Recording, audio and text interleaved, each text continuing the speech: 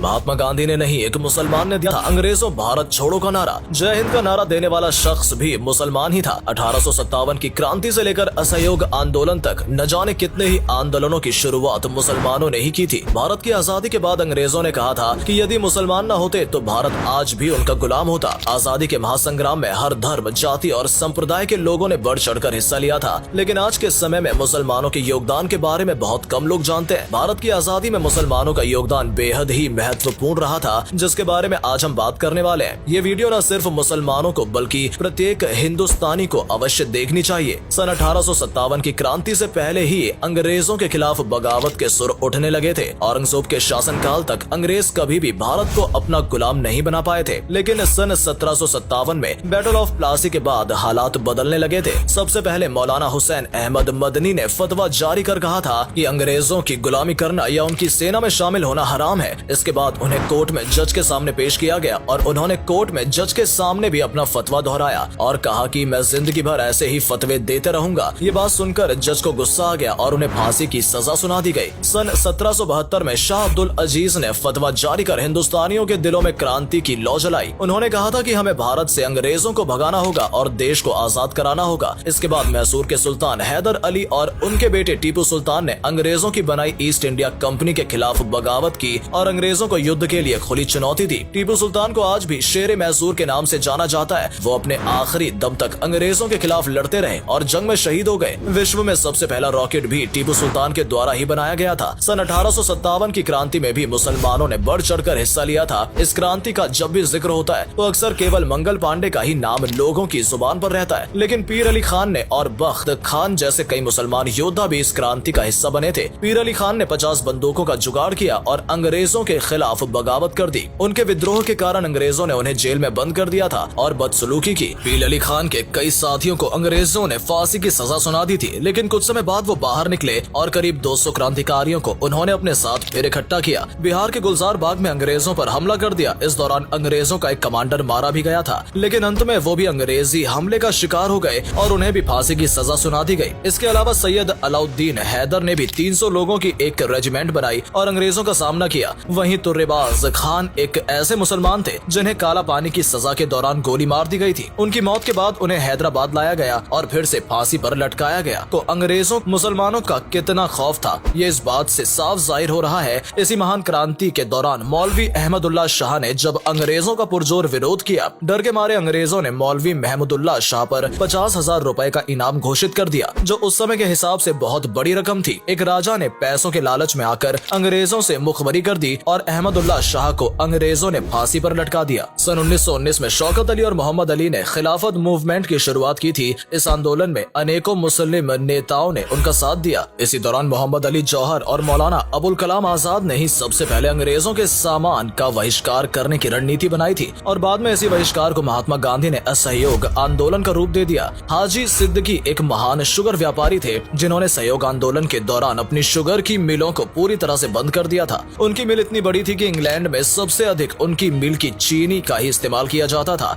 भगत सिंह को जब फांसी की सजा सुनाई गई थी तो उनका केस लड़ने वाले बैरिस्टर आसिफ अली एक मुसलमान ही थे। कई बड़े बड़े वकीलों ने अंग्रेजों के डर से भगत सिंह का केस लड़ने से मना कर दिया था। यदि उस दौरान शोभा सिंह केस में अपनी गवाही न देती तो भगत सिंह फांसी से बच सकते थे। मुसलमानों ने भारत की आजादी के लिए कई सारे नारे दिए जिनका इस्तेमाल खूब जोरों शोरों से किया गया। महान उर्दू कवि हजरत मोहानी ने सबसे पहले इनकलाब जिंदाबाद का नारा दिया था। इन्होंने आजादी की रूपरेखा तैयार करने में भी अहम भूमिका निभाई थी। अंग्रेजों भारत छोड़ो का नारा महात्मा गांधी ने नहीं बल्कि सबसे पहले यूसुफ मेहर अली के द्वारा दिया गया था। इन्होंने ही साइमन कमीशन का विरोध करते हुए साइमन गो बैक का नारा भी दिया था। आज के समय में पढ़ाया जाता है कि जय हिंद का नारा सुभाष चंद्र बोस ने दिया था, लेकिन जय हिंद का सबसे पहला नारा आबिद हसन सफरानी ने दिया था। कानपुर के रहने वाले अजीमुल्ला खान ने सबसे पहले मादरे वतन भारत की जय का नारा दिया था। बाद में कुछ सांप्रदायिक लोगों ने इस नारे में माता शब्द जोड़ दिया था। अजीमुल्ला खान ने ही भारत के लिए राष्ट्रीय गीत लिखा था जिसके बोल कुछ इस प्रकार हैं। इसकी रूहानियत से रोशन है जग सारा, ऊपर बर्फीला पर्वत पहरेदार हमारा, इसके अलावा सारे जहां से अच्छा हिंदुस्तान हमारा जैसा शानदार गीत लिखने वाले प्रसिद्ध शायर मोहम्मद इकबाल भी एक मुसलमान ही थे।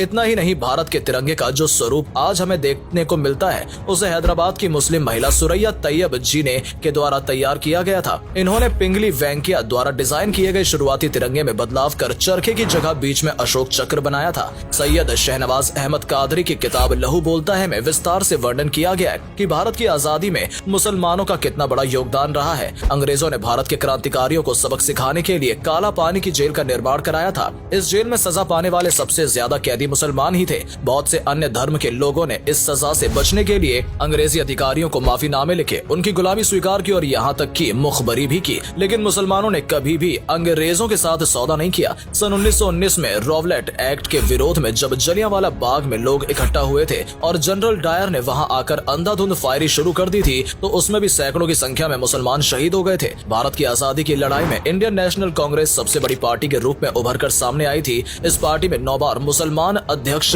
बने थे। साथ ही मुस्लिम लीग ने भी अंग्रेजों को खदेड़ने में अहम भूमिका निभाई थी। सन 1857 में उत्तर प्रदेश में दारुल उलूम देवबंद की स्थापना की गई थी। इसकी स्थापना मोहम्मद कासिम ननोतवी, फजलुर रहमान उस्मानी और सैयद मोहम्मद आबिद ने मिलकर की थी। बहुत कम लोग ये बात जानते हैं कि इसकी स्थापना अंग्रेजों को भारत से भगाने के लिए ही की गई थी। इस मदरसे का उद्देश्य ऐसे क्रांतिकारियों को पैदा करना था जो आगे चलकर भारत की आजादी में अपना योगदान दे सके, और ऐसा हुआ भी। दारुल उलूम देवबंद से पढ़ने वाले कई मुसलमान क्रांतिकारियों ने भारत की आजादी के लिए अपना सब कुछ न्यौछावर कर दिया था। अशफाक उल्लाह खान जैसे महान क्रांतिकारी को केवल 27 साल की उम्र में फांसी दे दी गई थी। सन 1921 में केरल के मोपला आंदोलन हुआ था, जिसमें हजारों की संख्या में मुसलमान वीर गति को प्राप्त हो गए थे और न जाने कितने ही मुसलमानों को जेल में बंद कर दिया गया था। डॉक्टर भीमराव अंबेडकर को पहचान दिलाने में भी मुसलमानों का अहम योगदान रहा है। साल 1946 में बाबा साहेब ने जब चुनाव लड़ा तो दलित होने के कारण उन्हें हार का सामना करना पड़ा था। इसके बाद मुस्लिम लीग ने उन्हें बंगाल के मुसलमान बहुल इलाके से चुनाव लड़वाया और उन्हें जीत दिलाई। इसके बाद ही बाबा साहेब अंबेडकर संविधान सभा का हिस्सा बने और आज उन्हें संविधान के जनक के रूप में जाना जाता है। हाकिम अजमल खान ने आजादी के आंदोलन में गांधी का भरपूर साथ दिया था। बहुत से लोगों का ऐसा भी मानना है कि इन्होंने ही गांधी जी को सबसे पहले महात्मा का टाइटल दिया था। आपको जानकर हैरानी होगी कि इस्लाम धर्म से प्रभावित होकर महात्मा गांधी के बेटे हरिलाल गांधी ने अपना धर्म बदलकर इस्लाम धर्म कबूल कर लिया था और अपना नाम भी अब्दुल्ला रख लिया था। दोस्तों, इसके अलावा भी न जाने कितने ही मुसलमानों ने भारत को आजाद कराने में अपना अमूल्य योगदान दिया है। जब जब जरूरत पड़ी है, मस्जिदों को किले की तरह इस्तेमाल किया गया है। मस्जिदों में रहते हुए ही